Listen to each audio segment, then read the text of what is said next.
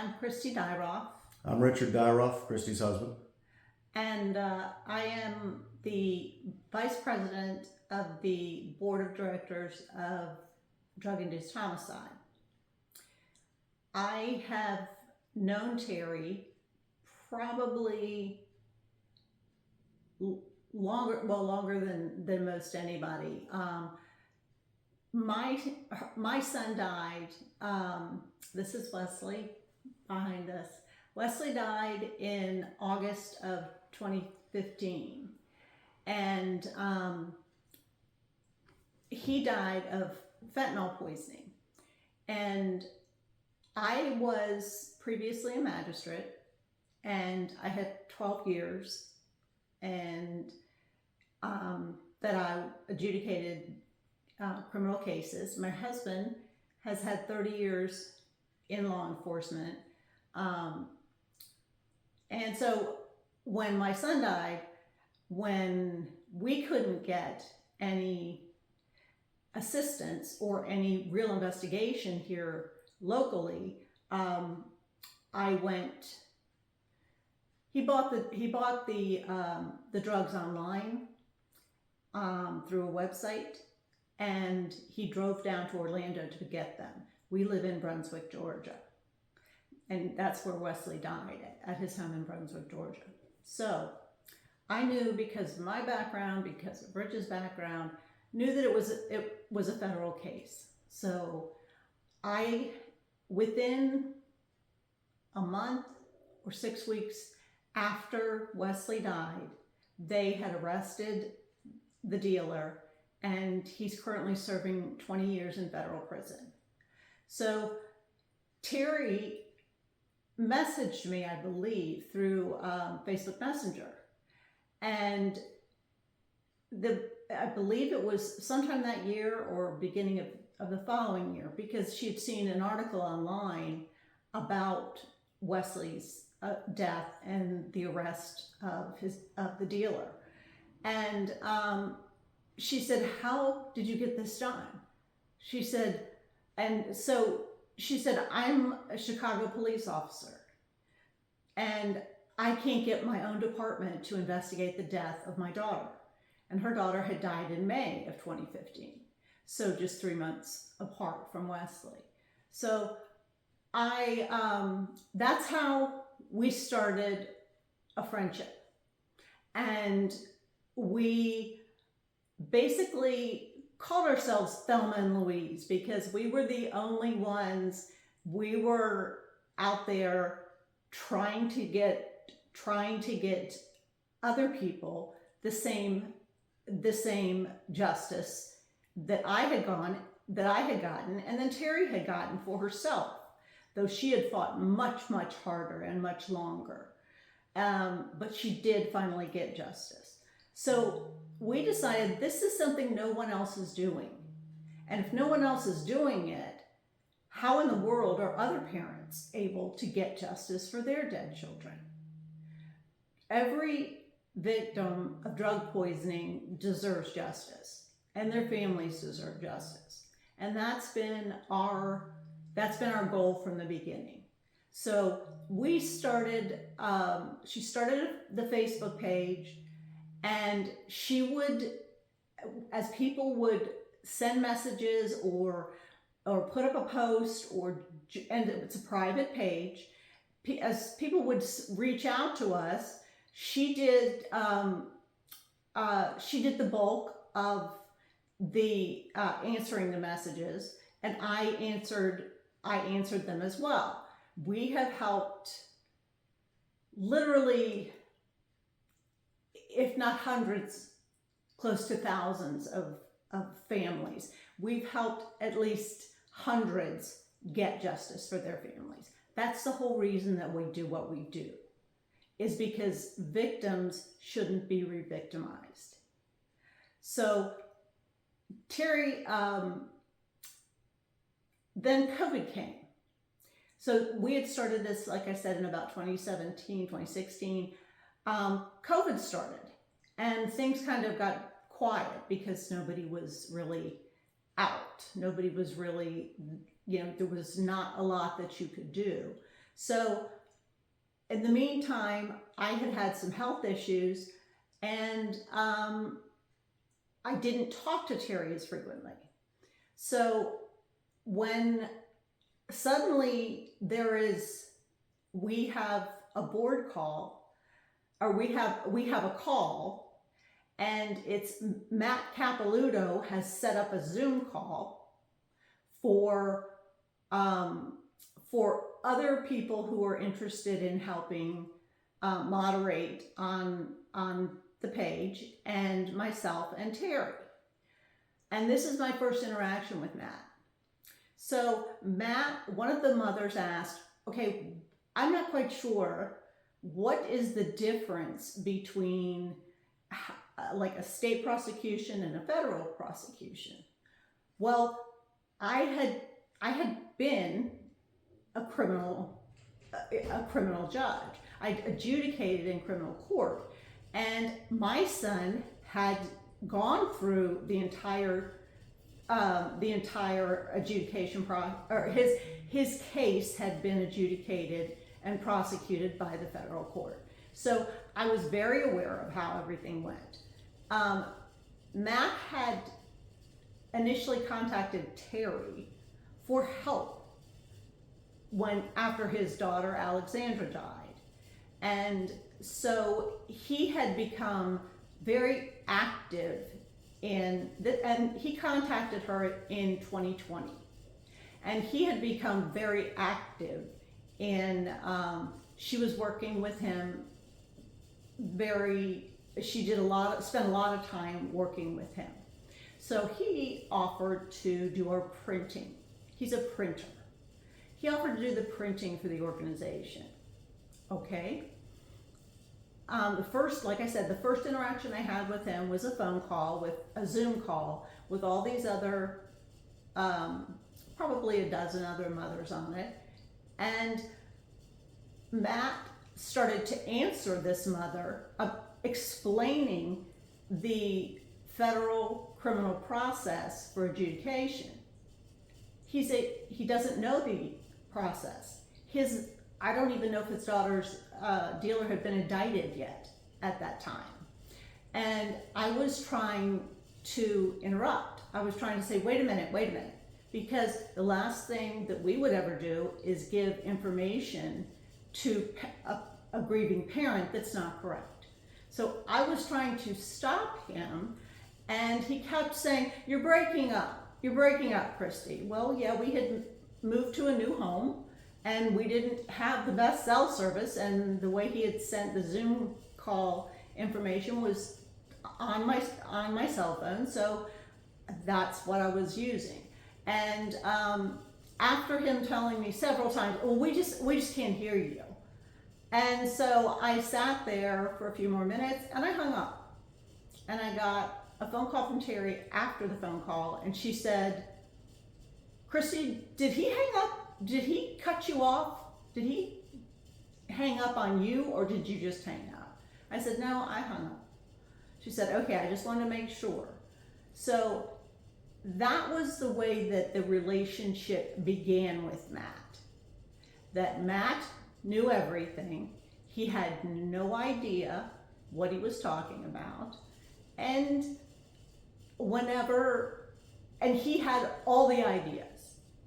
Terry was working so hard and putting so much into the foundation. She and I both have flown all over the country, flown to, spoken in front of Congress for drug-induced homicide. I spoke on, I did a documentary for drug-induced homicide with a TV station. We've done all these things, and everything that she and I have done, we do on our own dime because we're volunteers, and we've never assumed anything different. Well, Matt decided that he wanted to get a nonprofit designation for the group so that we could go apply for grants. That sounds like a great idea. After I was a magistrate, I worked for 4 years for the National Organization for Victim Assistance. and that was my job. I was the director of communications. It's a nationwide crime victims' rights organization, and so, okay, that's a great idea. When we would have phone calls with the three of us, which were consistent, because he said he wanted to have a title. His title, Terry said she didn't care what his title was. She just wanted everyone to understand that she was a founder. So when he incorporated the organization and when he filed for the 501c3, he put, and this was in California, Terry is in Illinois, I'm in Georgia. Matt put himself as the CEO, his wife Christine as the CFO, and he said it was his college roommate I think he put as secretary of the organization. And that's how he had it filed. And he never showed us any of the documents. Every time we would have a meeting, and we had regular Zoom call meetings about once a month, because I had said, fine, I would like to be the vice president then. So he listed only on the website, Terry as the founder, himself as a president, and I was the vice president. So every time we would have meetings for years, we would have discussions about different things, how we wanted to expand the organization, different ways that we could help the parents that we were working with, different ways that we could get information out. An important part of what we want to do is educate both parents and law enforcement on how to actually investigate these cases, because they weren't being investigated. That's why it was such a big deal when we were able to get justice for a parent. So Matt, he has opened a bank account, and with the paperwork, he and his wife, I believe, are the only signers on it. Well, I have never asked for a dime from the organization, so I decided if Terry was comfortable with that seemed okay. Well, we decided to expand the board because there's getting some attention to the fentanyl epidemic, and there are grants, mostly from the Purdue Pharma Purdue Pharma suit. There are grants available, and we aren't getting any of those grants because we're not applying for them. Anytime one of those discussions came up, Matt would say, "Oh, I have somebody that can do that. I don't know how much she'll charge us. She's here in California." And I said, "Matt, I did this for 4 years. I know how to do this. I can do this. We don't need to pay someone." It was just like everything else. When I asked him, he said, "Well, I said, who's keeping the minutes for our board meetings?" He said, "Well, that was an initial phone call, because one of the early phone calls, because he did not want to be on the board with me, because I was constantly asking for board minutes, copy of our 990 that shows that we're a nonprofit organization, bank statements so that we know how much money we have, so that we can know what is reasonable to do." And so he would always have excuses, talk about how difficult he was, talk about how busy he was, because he was a business owner of a small printing company, and apparently drug-induced homicide was its biggest customer. So he never produced any of the documentation, no matter how many times we asked. We started to expand the board. We brought on Dawn as the, she originally came on as the secretary, and then he added her to the website as the secretary, and he was the only one who had any control over the website, and he didn't know any. I've never met him face to face. I've only spoken to him on the phone and on Zoom calls. So he was not comfortable with me because I asked questions. And just like anyone else would on any other board, well, send us a spreadsheet. Send us what's coming in and what we're spending. Really, we were on such a lean. We were running such a lean organization that we shouldn't be spending a lot of anything. And so, as early this year, again, I've had continual health issues. So there are times when I can't be as active and do as much as I would like to. That's why I said I would like to be the vice president, because I have a lot of experience with boards, especially large nonprofits, and I have a lot of experience in the criminal justice system and how the criminal process works. So, and I am able to help people with actual information and make calls for them. We've been very hands-on with parents. There are thousands of groups on Facebook, on different social media platforms that are grief groups for parents, and that's wonderful. They need that. But that's not what we do. We do something that no one else does. We help a parent when they call us and they have gotten, their child has died months, weeks ago, and nothing's happening. They can't they close the case without doing an investigation. Parents have literally been told, well, your child was a junkie. What did you expect? By someone who was supposed to be investigating it.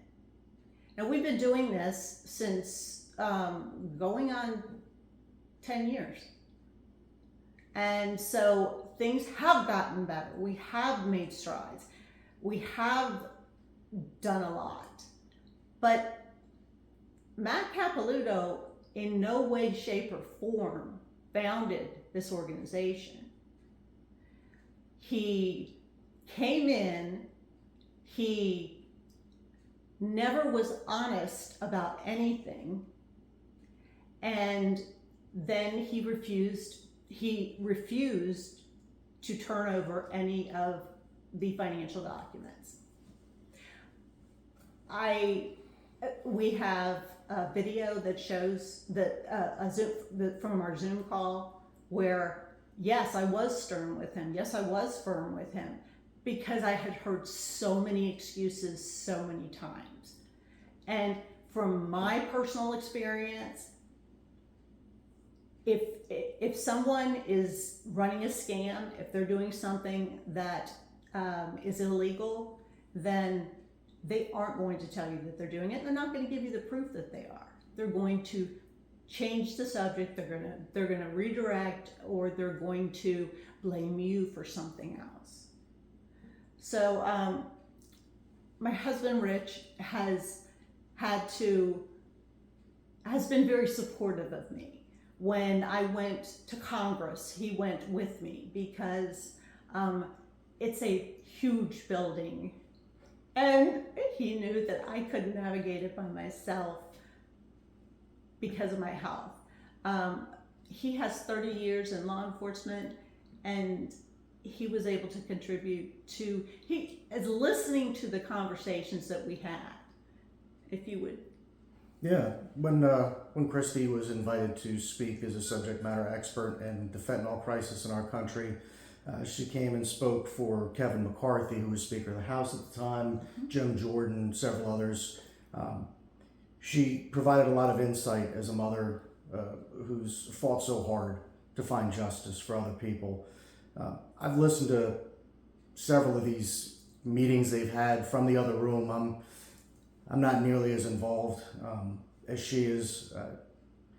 She's, as she stated, has health issues where she's disabled, and I'm the primary breadwinner for the family, so I spend a lot of time making sure I have work covered. But I've listened to several of these meetings just as eavesdropping, and I've heard Matt Capilouto consistently become upset because he didn't like how pushy Christie was, demanding that he would supply any kind of records for the financials related to expenditures and so forth for the group. He would oftentimes say, let us know if there's anything we can do with reimbursing you for this, flights for that, hotel rooms, but we've never done that. It's always been, this isn't a group that was formed to make money to better your own wallet. That's not what this was about. This group, these women, these mothers had come together to try to help find justice for others who were suffering in the same situation. The issue with who's the victim, it's the family. It continues on after the loss of a child or a loved one. And these women fight so hard to try to get justice. Wesley's was the first ever federally prosecuted case where he was a homicide victim from drug-induced homicide dealing with fentanyl in the federal government. It's the what's the right word? Precedent case. Yes. He set the precedent with this case that it can be properly prosecuted, and the assistance of the DEA members and the state AUS or United States Assistant Attorney AUSA, it was just amazing. They went all in. They did everything they could, and they successfully moved the needle to help those who found themselves in these situations. It seemed from everything I've heard that Matt's biggest goal was to make sure that he would send out arbitrary literature printed for members of the group so that they could wear wristbands and t-shirts, and to my knowledge, no one ever asked for any of these things. Well, he did that initially. He sent boxes to all the original phone call that I was speaking of. He was sending out a box to every one of the people on the phone call so that they would have a t-shirt to wear and a lanyard to wear and wristbands and postcards about what drug-induced homicide does. And when I got my box, it came back, the return address was Impulse Apparel. So he paid himself money out of the drug-induced homicide fund so that he could have his own personal gain with money that was sent to help crime victims. And that's what made me angry. It was that, sure, he's giving everybody all of these things, but he's charging us full price for them. And he is living off of drug-induced homicide. The profits weren't put back in to help other victims, to support the organization, to move it forward. It was to put more money in his wallet. And this was never anything that was decided by the group. It was never voted on. It was never, he would just, he would come up with an idea and say, hey, Terry, this is what I'm going to do, in a text. Having worked 30 years in the law enforcement field, criminal investigator, working all kinds of different cases, I could obviously tell that he was classic avoidant techniques to try to, in any way, shape, or form, not answer a question in a very political way. It was simply asked that he just produce receipts, produce some kind of paperwork that would show this is where the money has been going and this is how it's helping other people. Yet, over and over, instead of doing that, he would say, I don't like the way people speak to me. I feel threatened by the way I'm spoken to. And he got to a point where he would refuse to have anything to do whatsoever with any calls that Christy may be on, and ultimately wanted her off the board because he was so threatened by her asking for simple receipts, simple paperwork to show that, hey, this is on the up and up. This LLC, which is taking in money to help victims of crimes, let's just make sure we're above board and that we're beyond reproach. And had he ever provided any of these Nothing. documents ever? He after the last meeting he participated in, the last board meeting he participated in, he did send out one 990 that showed that we made $14,000 that we had gotten $14,000 in funding that year. And he said he did not want to apply for grants because there's a $50,000 threshold where you can do a 990 EZ, which means that you don't have to itemize. You simply have to say, this is how much we made. So we're below the threshold, don't have to pay any tax, don't have to worry about it.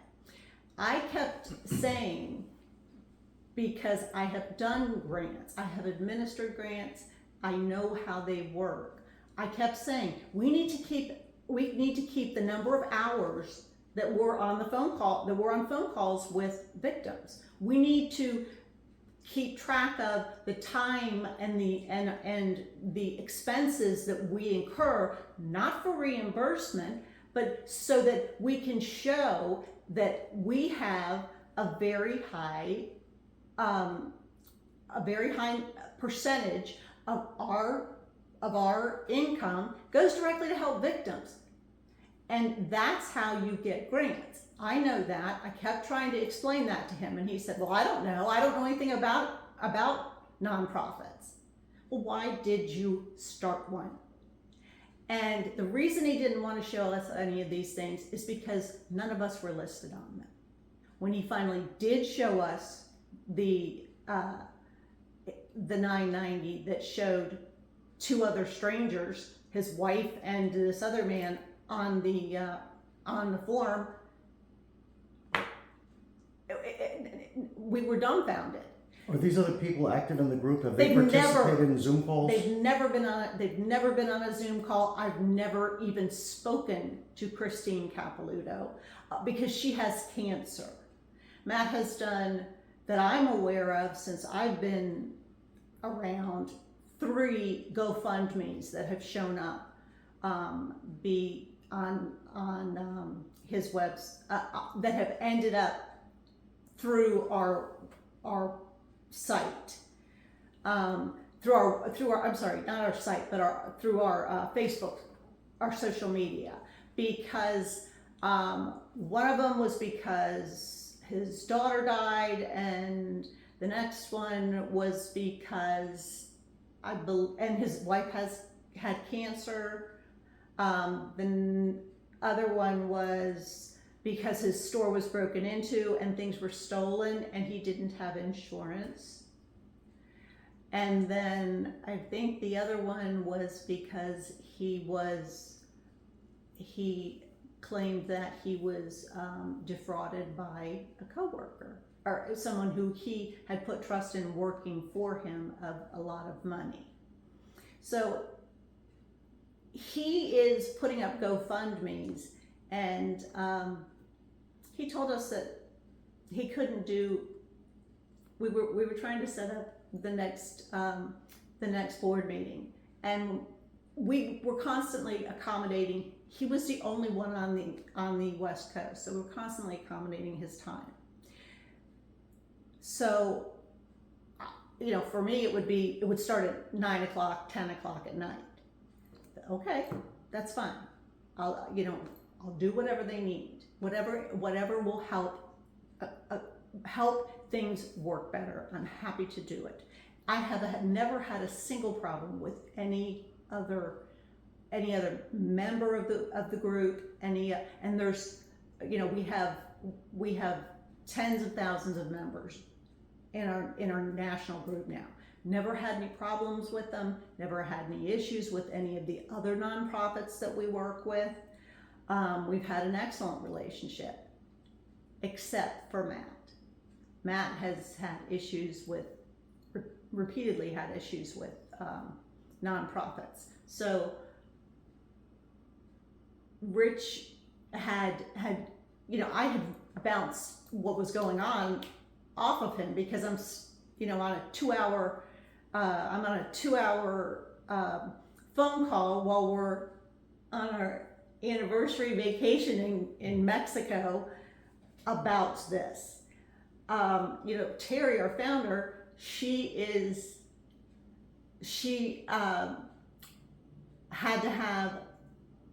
had to have emergency surgery for an appendectomy. Right after that, she was diagnosed with breast cancer and needed a double mastectomy. And that's why she was trying to expand the board. She was trying to make sure things were covered. And I was trying hard to help her do that. At the same time, I had neck surgery. We all had things as well, but instead, Matt took that opportunity to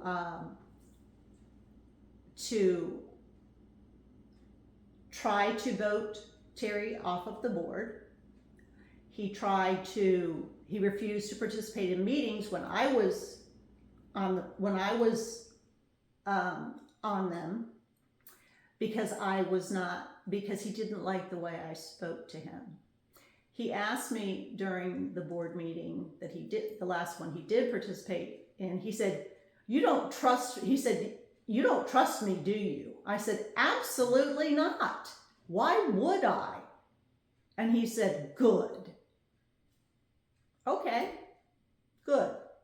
So so as we've realized, and Rich is the one who helped me think through, okay, who does this? Who investigates this? Because when we can't get any financial paperwork from him, and he's the keeper of all of it, we can only get a very limited amount from online public domain. So we have to file criminal complaints. And obviously they can get subpoenas, they can get search warrants, and that's what we needed for ourselves. I sat down and read through all of the rules for nonprofits and all of the responsibilities of nonprofit boards. And we, as the actual board of drug-induced homicide, were liable for any criminal activity that had taken place. And I was adamant that because he would not produce any of the financial records, and then we did get a little bit of them. And we got 1 year of bank statements. That's all we got. But once we know that he is using funds for his own, first of all, no one on a board is supposed to get personal inurement from being on the board. They're not supposed to have any financial gain by being on the board. And that's exactly what he was doing, and he was president of it. Then, when we know about it, we're all responsible if we don't report it. Because of that, I reached out to some contacts, Christy spoke at length with a member of the Internal Revenue Service who works in the Office of Inspector General for the IRS, and having received all this information that she's just got done talking to you about, they were going to go ahead and contact the U.S. Attorney's Office out there in California to see where this was going to go and to pursue the matter further. It had to be made known so there was no culpability on these other mothers who have worked so hard to help other people, then to be possibly looked at as being involved in some criminal enterprise that Matt Capilouto, by himself and for himself, had begun seeking ways to pad his own wallet and make his own personal gain from the generosity of other people who tried to help out victims. So we have done our very best to get complaints in to as many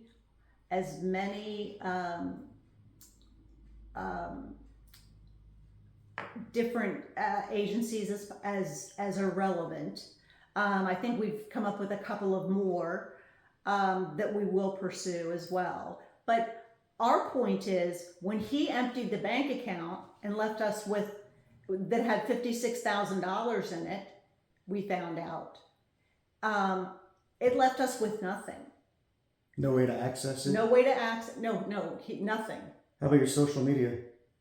Oh, he redirected our website.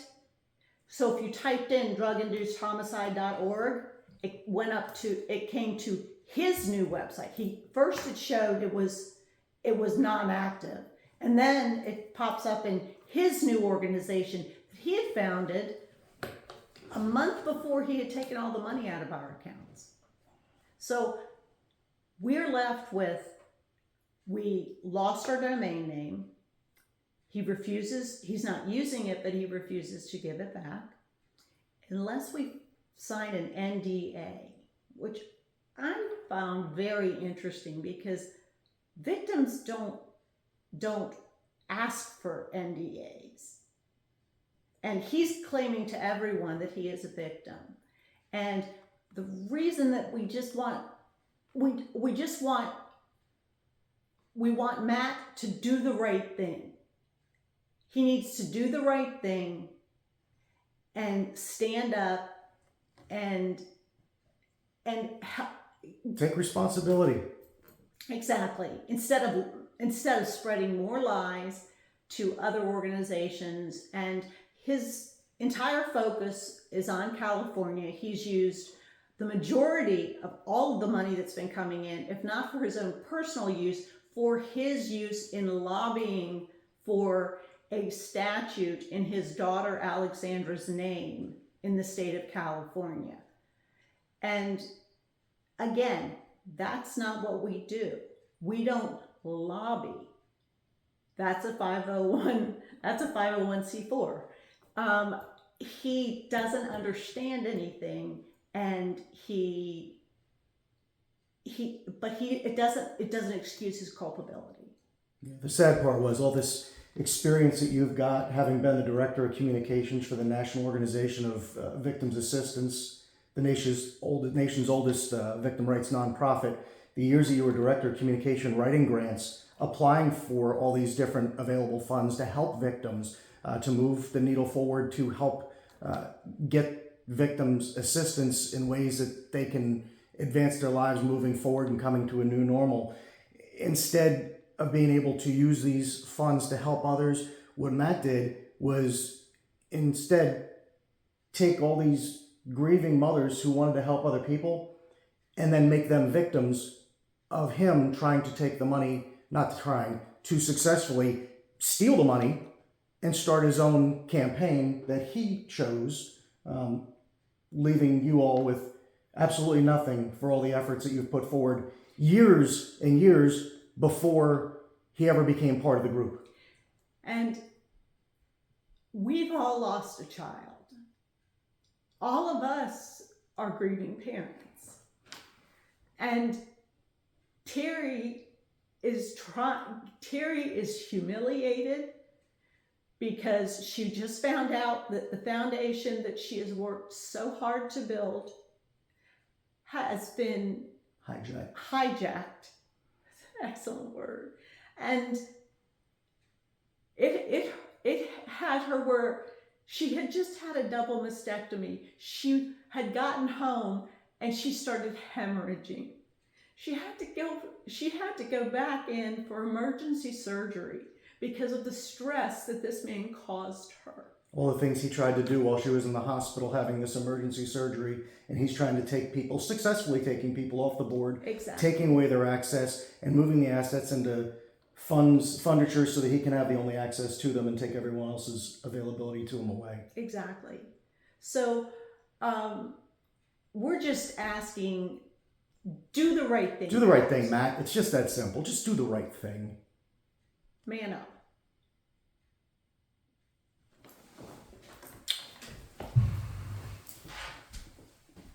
You'll probably get a ton of different clips out of this.